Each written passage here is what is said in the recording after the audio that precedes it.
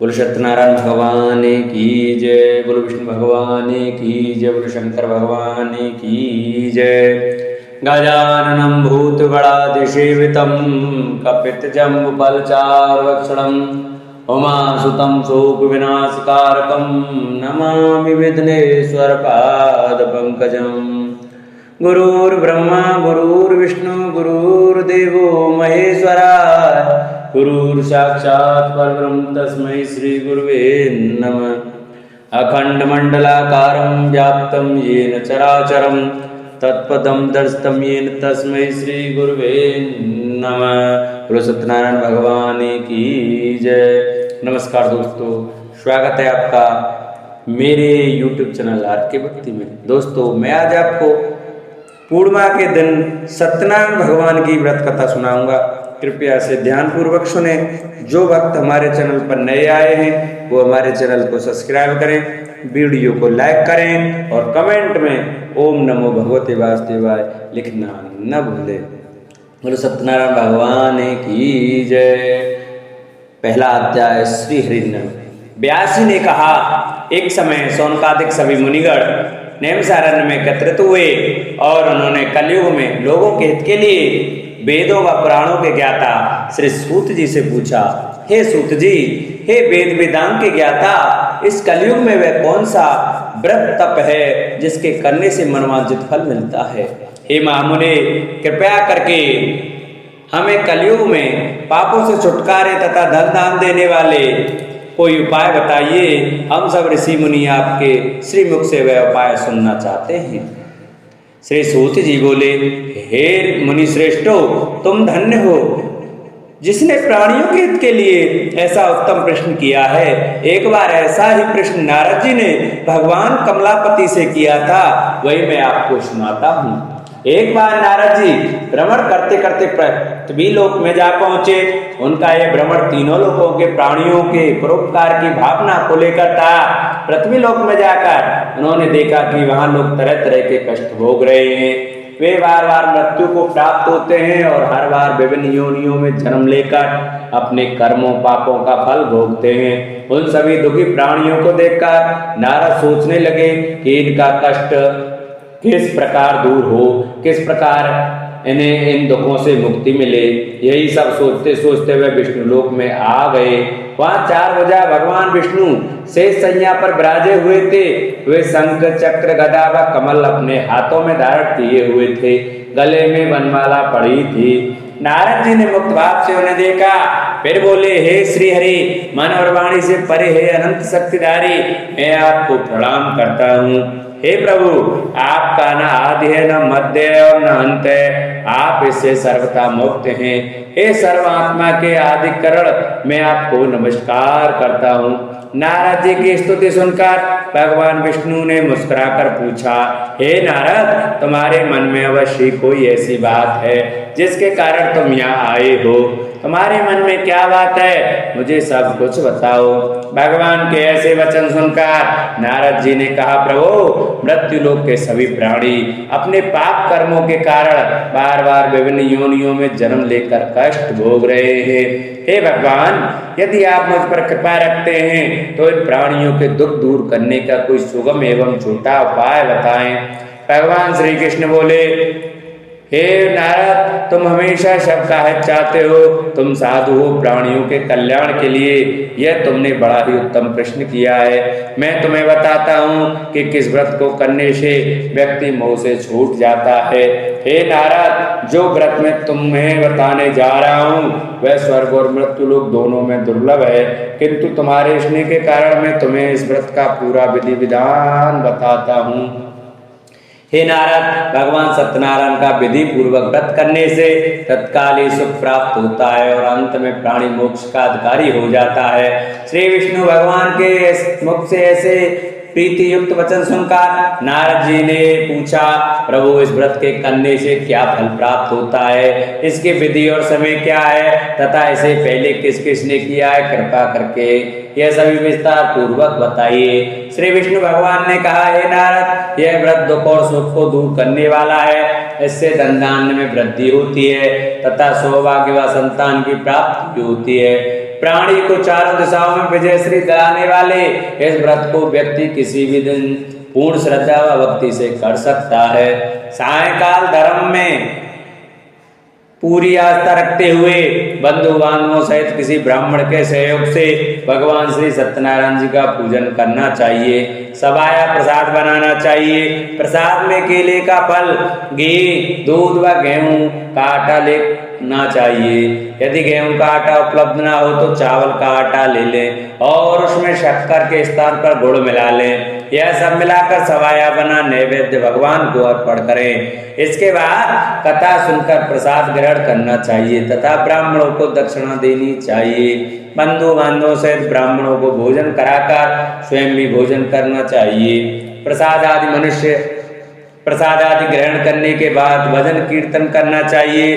फिर भगवान सत्यनारायण का स्मरण करते हुए सभी बंधु बांधवों अपने घरों को प्रस्थान करें। इस प्रकार जो भी भगवान श्री सत्यनारायण जी का व्रत पूजन करता है इसकी सभी मनोकामनाएं अवश्य पूरी होती हैं। इस कलयुग में दुख एवं दरिद्रता से छुटकारा पाने का इससे कोई छोटा उपाय नहीं है। इति श्री स्कंद पुराणे रेवा खंडे सत्यनारायण व्रत कथायाम प्रथम अध्याय। श्री हरि नमः। बोलो सत्यनारायण भगवान की जय। श्रीमन्नारायण नारायण नारायण लक्ष्मी नारायण नारायण नारायण। द्वितीय अध्याय। श्री हरि नमः। सूत जी बोले, हे ऋषि मुनि, पहले इस व्रत को किस किसने किया अब मैं तुम्हें इस व्रत में बताता हूँ, सुनिए। बहुत ही रमणीय स्थल काशीपुरी में एक बड़ा ही निर्धन ब्राह्मण रहता था। वह भूख प्यास से दुखी यहाँ वहाँ भटक भिक्षा मांगकर अपना पेट भरता था। इस ब्राह्मण को दुखी देखकर ब्राह्मणों से प्यार करने वाले भगवान विष्णु बड़े व्यथित हुए। फिर एक दिन वे बूढ़े ब्राह्मण का वेश धारण कर पृथ्वी पर आकर उस ब्राह्मण से बोले, हे विप्र, तुम इतने दुखी होकर इस पृथ्वी पर क्यों भटक रहे हो? कृपया कर मुझको अपनी विद्या बताओ।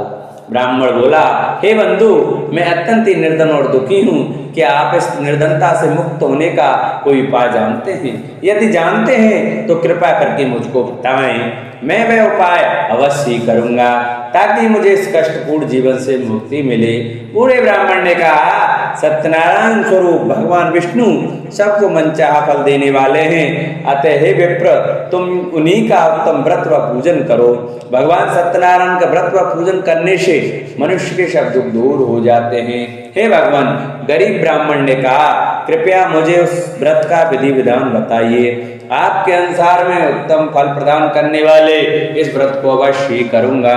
बूढ़े ब्राह्मण वेशधारी भगवान विष्णु ने उसे सत्यदेव भगवान के व्रत पूजन का विधान बताया और अंतर्ध्यान हो गए। निर्धन ब्राह्मण ने मन ही मन में संकल्प लिया कि वह बूढ़े ब्राह्मण द्वारा बताया गया व्रत अवश्य करेंगे। इन्हीं विचारों के कारण उसे रात भर नींद नहीं आई। दूसरे दिन वह संकल्प के साथ भिक्षाटन के लिए निकला कि आज जो कुछ भी भिक्षा में मिलेगा उससे मैं सत्यनारायण जी का व्रत पूजन करूंगा। उस दिन उसे भिक्षा में काफी द्रव्य प्राप्त हुआ। उसी से ब्राह्मण ने अपने बंधु बांधवों सहित श्री सत्यनारायण भगवान का व्रत किया।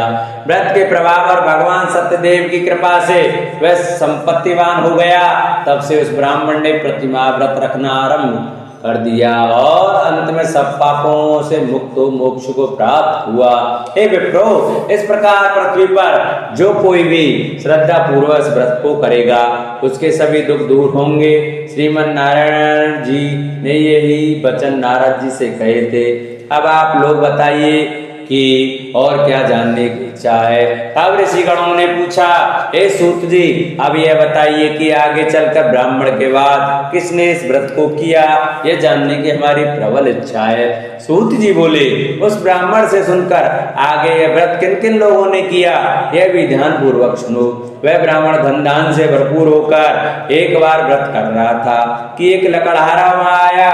लकड़ी का बोझ बाहर रखकर वह प्यास बुझाने के उद्देश्य से ब्राह्मण के घर में गया।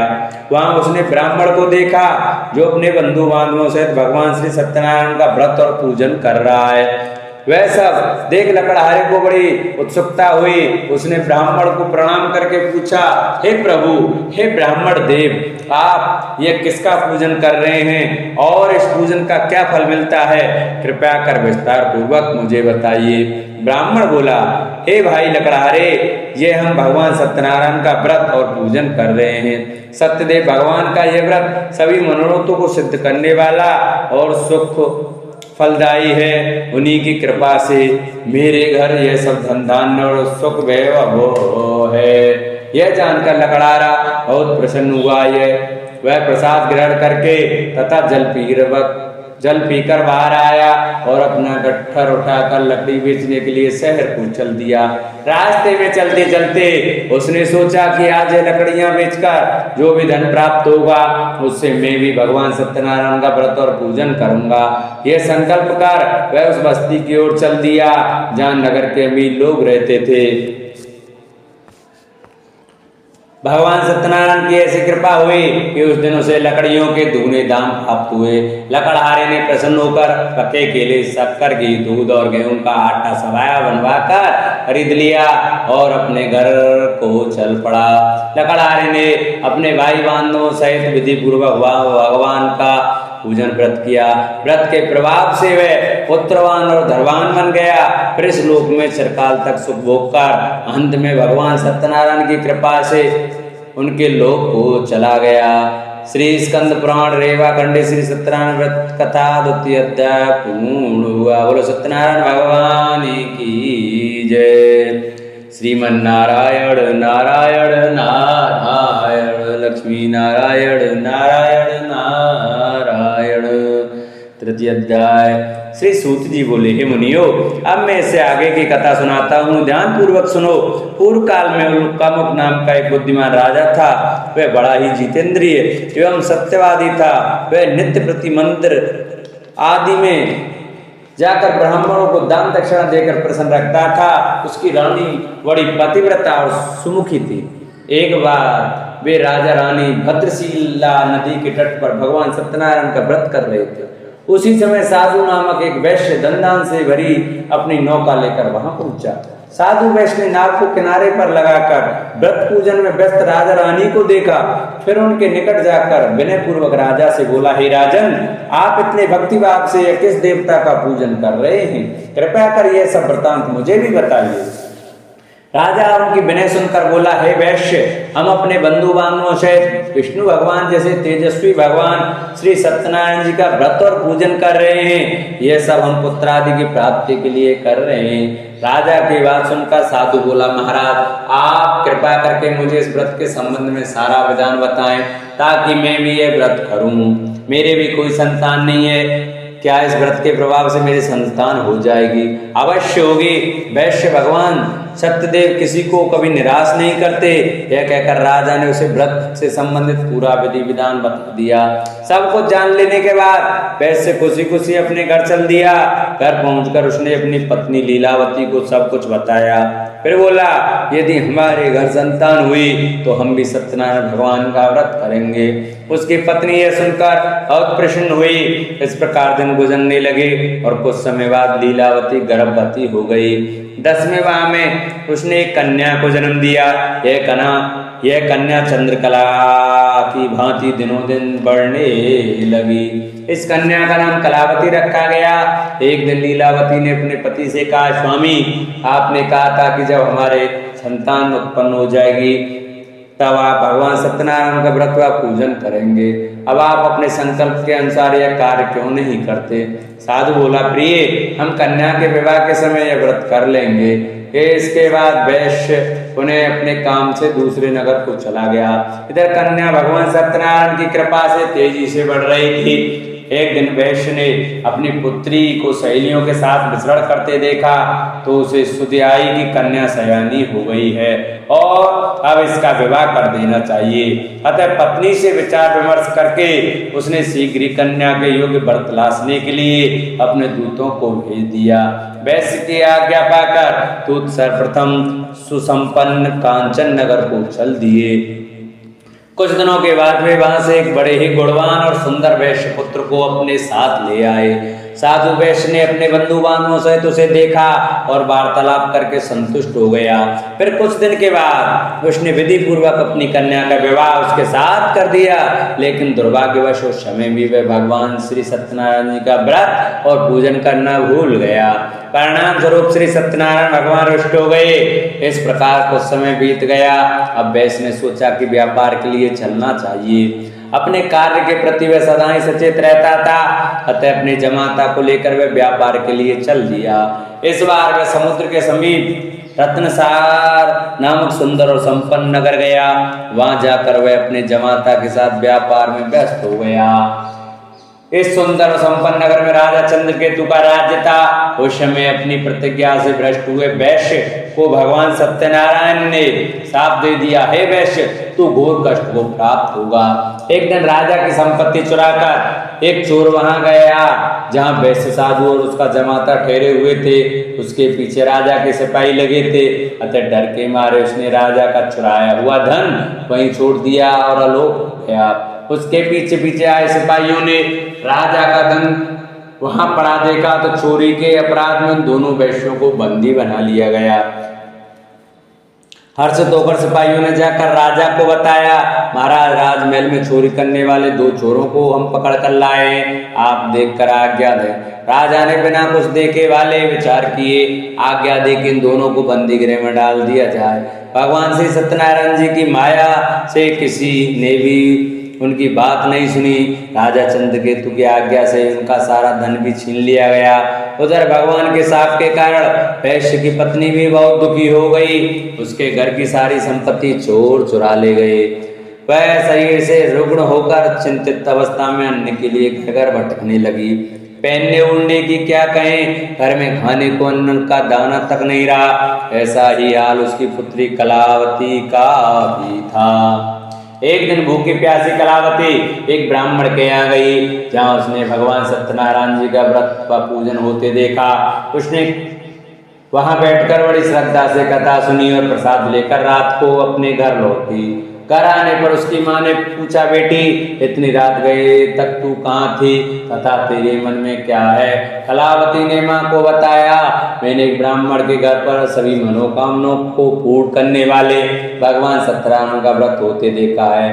मैं भी वहीं थी और श्रद्धा पूर्वक कथा श्रवण कर रही थी। कन्या की बात सुनकर वैश्य की पत्नी को तत्काल स्मरण आया कि उसके पति ने व्रत करने का संकल्प लिया था, किंतु आज तक व्रत नहीं किया। उसने सोचा कि संभव है इसलिए हम पर यह कष्ट आ गया हो। यह सोचकर उसने तत्काल निर्णय लिया कि अपनी पुत्री के साथ वह भी इस व्रत को करेगी। दूसरे ही दिन लीलावती ने अपने बंधु बांधवों के साथ व्रत किया और भगवान सत्यदेव से प्रार्थना की कि उसके पति व जमाता शीघ्र लौट आए और प्रभु सत्यनारायण उसके अपराध को क्षमा करें। लीलावती द्वारा किए गए व्रत और उसकी प्रार्थना को सुनकर भगवान सत्यदेव प्रसन्न हो गए। उसी रात उन्होंने स्वप्न में राजा चंद्रकेतु को दर्शन देकर आज्ञा दी कि हे राजा, सवेरा होते हुए उन दोनों वैश्यों को मुक्त कर दें तथा उनका छीना हुआ धन भी लौटा दें। यदि ऐसा नहीं करेगा तो मैं धन और पुत्रों से तेरा राज्य का नाश कर दूंगा। इतना कहकर भगवान अंतर्ध्यान हो गए। सुबह राजा की आंख खुली तो उसने सभी सभासदों को अपने स्वप्न के विषय में बताया। फिर आदेश दिया कि चोरी के अपराध में बंदी उन वैश्यों को तत्काल छोड़ दिया जाए और हमारे समक्ष लाया जाए। सिपाही आदर सहित उन दोनों को राजा के समक्ष ले आए। दोनों ने नम्रता से राजा को नमस्कार किया। वे डर रहे थे कि राजा न जाने अब क्या आज्ञा दे दें, लेकिन उन्हें देखकर बड़े ही आदर भाव से राजा ने कहा, भगवान ने आपको कष्ट दिया है किंतु अब डरने की कोई बात नहीं है। यह कहकर राजा ने बेड़ियां कटवाकर उनकी हजामत वगैरह बनवाई और गहने वस्त्रों से उन्हें अलंकृत कर उनकी प्रशंसा की। उनका जो धन छीना था उससे दुगना धन देकर उन्हें विदा किया। दोनों ने राजा को प्रणाम किया तथा धन लेकर खुशी खुशी अपने घर को चल दिए। इति श्री स्कंद पुराणे श्री रेवा खंडे श्री सत्यनारायण व्रत का 3य अध्याय पूर्ण हुआ। बोलो सत्यनारायण भगवान की जय। श्रीमन्नारायण नारायण नारायण लक्ष्मी नारायण नारायण नारायण। 4th अध्याय। श्री सूत जी बोले, इस प्रकार साधु नमक वैश्य मंगल स्मरण करके और ब्राह्मणों को दक्षिणा आदि देकर अपने घर चल दिया। अभी वह कुछ ही दूर चला था कि भगवान सत्यनारायण ने साधु वैश्य की मनोवृत्ति जानने के उद्देश्य से डंडी का वेश धारण कर उससे पूछा कि हे वैश्य, तेरी नाम में क्या है? धन के मद में चूर वैश्य ने कहा, हे डंडी स्वामी, क्या तुम्हें मुद्रा चाहिए? मेरी नाम में तो बेल पत्र भरे हैं। वैश्य के ऐसे निष्ठुर वचन सुनकर डंडी वेशधारी भगवान सत्यनारायण का, हे वैश्य, तुम्हारा कहना सत्य हो। इतना कह डंडी वैश्य के पास से हटकर कुछ दूर समुद्र के किनारे जाकर बैठ गए। डंडी के जाने के बाद साधु ने महसूस किया कि नाव काफी हल्की हो गई है और कुछ फूली हुई लग रही है। वह बहुत चकित हुआ और कपड़ा हटाकर देखा। धन के स्थान पर बेलपत्र देखकर उसे मूर्छा आ गई। उसके जमाता ने उसे संभाला और जल आदि छिड़क कर होश में लाया। होश में आने पर वह अपने धन के लिए विलाप करने लगा। तब उनके दामाद ने कहा, इस प्रकार शोक क्या करते हैं? यह सब डंडी स्वामी का शाप है। वह डंडी सर्व समर्थ हैं, इसमें संशय नहीं है। उनकी शरण में चलिए, वहां जाने पर ही मनोवांछित फल मिलेगा। दामाद का कहना मानकर वैश्य डंडी स्वामी की शरण में गया और प्रणाम कर आदर पूर्वक बोला, हे प्रभु, मैंने जो कुछ भी आपसे कहा था उसके लिए मुझे क्षमा कर दें। ऐसा कहते समय वह महाशोक से व्याकुल हो उठा। वैश्य को रोते देखकर डंडी स्वामी ने कहा, रो मत, सुनो साधु, तुम मेरी पूजा से विमुख हुए हो। हे कुबुद्धि, इसलिए मेरी आज्ञा से ही तू बार बार दुख भोग रहा है। अब वैश्य को सारी बात समझ में आ गई। वह विनती करते हुए बोला, हे प्रभु, आपकी माया को तो ब्रह्मादि नहीं समझ सके, फिर मैं भला आपकी लीला कैसे समझ सकता हूँ? ब्रह्मादि भी आपकी अद्भुत रूप से व गुणों को नहीं जानते। हे प्रभु, मुझ पर प्रसन्न हो। मैं माया से भ्रमित मूढ़ बुद्धि आपको कैसे पहचान सकता हूँ? मैं अपनी सामर्थ्य अनुसार आपकी पूजा करूंगा, कृपया प्रसन्न हो। हे प्रभु, मेरा धन जैसा पहले था वैसा ही कर दें। मैं आपकी शरण में हूँ, मेरी रक्षा करें। वैश्य के ऐसे भक्ति युक्त वचनों को सुनकर भगवान सत्यनारायण प्रसन्न हुए और वैश्य को मन चाहा वर देकर अंतर्ध्यान हो गए। तब वैश्य अपनी नाव पर आया तो उसने उसे धन से भरी पाया। वह बोला, भगवान सत्यदेव की कृपा से मेरी मनोकामना पूर्ण हुई है। फिर उसने अपने जमात और साथियों से भगवान सत्यनारायण की पूजा की। भगवान सत्यदेव की कृपा पाकर साधु बहुत प्रसन्न हुआ। फिर नाव द्वारा अपने देश को चल दिया। अपने नगर के तट पर पहुंचकर उसने एक दूत को अपने घर भेजा। दूत ने साधु वैश्य के घर जाकर बताया कि आपके पति व जमाता सकुशल लौट आए हैं। यह जानकर वैश्य की पत्नी लीलावती अति प्रसन्न हुई। उस समय वे अपनी पुत्री के साथ भगवान सत्यनारायण की कथा व पूजन कर रहे थे। कथा समाप्त कर उसने प्रसाद ग्रहण किया और अपनी पुत्री से बोली, बेटी, मैं जाकर तेरे पिता को देखती हूँ, तू प्रसाद आदि ग्रहण करके आ जाना। कहकर वह चली गई। कन्या ने काम समाप्त किया और बिना प्रसाद व चरणामृत ग्रहण किए वह भी अपने पति से मिलने को चल दी। प्रसाद ग्रहण न करके वह पति के पास पहुंची। इस प्रकार प्रसाद का अपमान करते देख भगवान सत्यदेव रुष्ट हो गए। उन्होंने उसके पति तथा धन से भरी नाव को जल में डुबो दिया। यह देखकर कन्या को बड़ा दुख हुआ और वह चक्कर खाकर भूमि पर गिर पड़ी। नाव को डूबते तथा कन्या को मूर्छित देखकर साधु को बड़ा आश्चर्य हुआ। मलावी अचरज करने लगे। लीलावती बेटी की ऐसी हालत देखकर बड़ी व्याकुल हुई और अपने पति से बोली, हे स्वामी, नाथ सहित जमाता कहाँ और कैसे गायब हो गए? मुझे तो लगता है कि यह अवश्य किसी देवता का कोप है। आखिर भगवान सत्यनारायण की लीला को कौन समझ सका है? यह कहकर वह पुत्री के साथ विलाप करने लगी। उसकी पुत्री ने कहा कि वह भी अपने पति के वियोग में यहीं जल समाधि ले लेगी। यह देखकर वैश्य बहुत दुखी हुआ। उसे समझते देखने लगी कि यह सब भगवान सत्यदेव के कुपित होने के कारण ही हुआ है। पुत्री या पत्नी से अवश्य कोई भूल हुई है। आखिर उनकी माया को कौन समझ सकता है? मैं स्वयं उनकी माया से मोहित हूँ। उसने उन्हें अपने पास बुलाकर अपनी शंका व्यक्त की और बोला, मैं विधि विधान से भगवान सत्यनारायण का पूजन करूंगा, वे मेरी पुत्री को क्षमा करें। इस बार क्षमा से भगवान से क्षमा याचना करने लगा तो भगवान सत्यदेव उस पर प्रसन्न हो गए। तभी भविष्यवाणी हुई, हे साधु, तेरी पुत्री मेरा प्रसाद छोड़कर अपने पति को देखने आई है। इसी कारण इसका पति नौका सहित अदृश्य हो गया है। यदि यह घर जाकर प्रसाद ग्रहण करके आए तो इसका पति से अवश्य मिल जाएगा, इसमें कोई संशय नहीं है। वैश्य की पुत्री ने भी यह भविष्यवाणी सुनी वह तत्काल घर गई और प्रसाद ग्रहण किया। जब कन्या लौट कर आई तो उसका पति सही सलामत वहां उपस्थित था। यह देखकर वह बहुत प्रसन्न हुई और पिता से बोली, हे पिताजी, अब घर को चलिए, अब क्या देर है।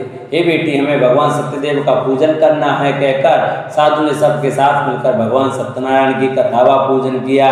फिर अपने बांधवों व जमाता सहित घर आ गया। उस दिन के बाद वे प्रत्येक पूर्णिमा संक्रांति को भगवान सत्यनारायण का पूजन करते हुए अनेक सुख भोगता हुआ अंत में भगवान सत्यनारायण के वैकुंठ लोक को चला गया, जो देवताओं के लिए भी दुर्लभ है तथा जहाँ सत्य रज तम तीनों गुण अप्रभावी रहते हैं। श्री स्कंद पुराण के रेवा खंडे की सत्यनारायण भगवान का चतुर्थ अध्याय पूर्ण हुआ। बोलो सत्यनारायण भगवान की जय।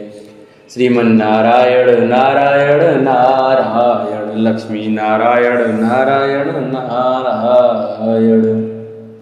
5वां अध्याय। श्री सूत जी ने कहा, हे मुनिगणों, सुनो, अब मैं तुम्हें इससे आगे की कथा सुनाता हूँ। तुंगज नामक एक राजा था जो अपनी प्रजा का संतान की भांति पालन करता था, किंतु भगवान सत्यनारायण का प्रसाद न लेने से उसे भी बहुत दुख उठाने पड़े। एक दिन राजा शिकार खेलने के लिए वन में गया, जहाँ उसने बहुत से जीवों का शिकार किया। वहीं एक बट वृक्ष के नीचे उसने कुछ ग्वालों को भगवान सत्यनारायण का पूजन करते देखा, किंतु गर्व के कारण न तो वह पूजन स्थल तक गया और न ही भगवान को प्रणाम किया। फिर भी गोप ग्वाले प्रसाद लेकर राजा के पास गए। प्रसाद को राजा के समीप रखकर वे पूजन स्थल को लौट गए। राजा ने प्रसाद की ओर देखा भी नहीं, जिसके कारण उसे बड़ा ही दुख भोगना पड़ा। उसके 100 पुत्र, धन धान्य व राज सभी कुछ नष्ट हो गए। अतः राजा वहीं पहुंचा जहां भगवान सत्यदेव का पूजन हो रहा था। वहां जाकर राजा ने ग्वाल बालों के संग भगवान सत्यनारायण का पूजन किया और क्षमा याचना की। इससे भगवान सत्यनारायण प्रसन्न हुए। उनकी कृपा से उसे पुत्र आदि सब कुछ पुनः प्राप्त हो गया। फिर इस जीवन में सुख भोग कर अंत में वह सत्यनारायण भगवान के लोक को चला गया। इस परम दुर्लभ सत्यनारायण व्रत को जो भी धारण करता है और इसकी फलदायी कथा को भक्ति पूर्वक सुनता है, उसे श्री सत्यनारायण की कृपा से भरपूर धन धान्य आदि प्राप्त होते हैं। दर्द धन पाते हैं, बंदी बंधनों से मुक्त हो जाते हैं, भयग्रस्त को भय मिट जाता है। यह निसंदेह सत्य है। इस कथा व व्रत के प्रभाव से व्यक्ति जीवन भर सुख भोग कर अंत में सतलोक को पाता है। हे विप्रो, यह मैंने सत्यनारायण व्रत की कथा कही। इसके प्रभाव से व्यक्ति सब बंधनों से मुक्त हो जाता है। यह व्रत पूजन कलयुग में विशेष फलदायी है। भगवान सत्यनारायण अलग अलग समय में अलग अलग रूप धारण करके अपने भक्तों को सुख पहुंचाते हैं। कोई उन्हें काल कहता है, कोई ईश्वर कहता है, कोई सत्यदेव तो कोई सत्यनारायण। अनेक रूप धारण कर भी वे मन चाहा फल देने वाले हैं। कलयुग में सत्यव्रत रूपी सनातन सत्यनारायण ही होंगे। सभी को मन चाहा फल देने के लिए भगवान विष्णु ने सत्यनारायण का रूप धर लिया है। हे मुनिगण, जो इस कथा का नित्य पाठ करेंगे अथवा सुनेंगे, श्री सत्यनारायण की कृपा से उनके समस्त पाप नष्ट हो जाएंगे। सूत जी बोले, हे मुनीश्वरों, जिन्होंने सत्यनारायण का व्रत पहले किया था, उनके अगले जन्म की कथा सुनाता हूँ, सुनो। महान बुद्धिमान सतानंद ब्राह्मण सुदामा हुआ और कृष्ण की आराधना कर मोक्ष को प्राप्त हुआ। लकड़ी बेचने वाला लकड़हारा भील गुहराज बना और श्री राम जी की सेवा कर मोक्ष का अधिकारी हुआ। राजा उल्कामुख महाराज दशरथ हुए और श्री रंगनाथ की पूजा कर वैकुंठवासी हुए। साधु नामक वैश्य सत्य व्रतधारी मोरध्वज राजा बना। वह आधा शरीर आरे से चीर कर दान देने के कारण मोक्ष को प्राप्त हुआ। राजा तुंगध्वज स्वयं मनु हुए। वे सभी को वैष्णव पथ पर लगा भागवत बना वैकुंठ हो गए। श्री स्कंद पुराण रेवा खंडे श्री सत्यनारायण भगवान का 5वां अध्याय पूर्ण हुआ। बोलो सत्यनारायण भगवान की जय। बोलो श्रीमन्नारायण नारायण नारायण, लक्ष्मी नारायण नारायण नारायण। बोलो सत्यनारायण भगवान की जय। सत्यनारायण भगवान की आरती। जय लक्ष्मी रमणा स्वामी, जय लक्ष्मी रमणा। सत्यनारायण स्वामी, सत्यनारायण स्वामी, जनपातक हरणा। ओम जय लक्ष्मी रमणा। रत्न जड़ित सिंहासन अद्भुत छवि राजे, स्वामी अद्भुत छवि राजे। ना करत निराजन, नारद करत निराजन, घंटा ध्वनि बाजे, ओम जय लक्ष्मी रमणा। प्रगट भये कल कारण, तुझको दर्श दियो, स्वामी तुझको दर्श दियो। बूढ़ो ब्राह्मण बनकर, बूढ़ो ब्राह्मण बनकर, कंचन महल कियो, ओम जय लक्ष्मी रमणा। दुर्लभ मील कठारो, जिन पर कृपा करी, स्वामी जिन पर कृपा करी। चंद्रचूर्ण एक राजा, चंद्रचूर्ण एक राजा, तिनकी विपत हरी, ओम जय लक्ष्मी रमणा। वैश्य मनोरथ पायो, श्रद्धा तज दीनी, स्वामी श्रद्धा तज दीनी। सो फल भोग्यो प्रभु जी, सो फल भोग्यो प्रभु जी, फिर स्तुति कीनी, ओम जय लक्ष्मी रमणा। भाव भक्ति के कारण, छिन छिन रूप धर्यो, स्वामी छिन छिन रूप धर्यो।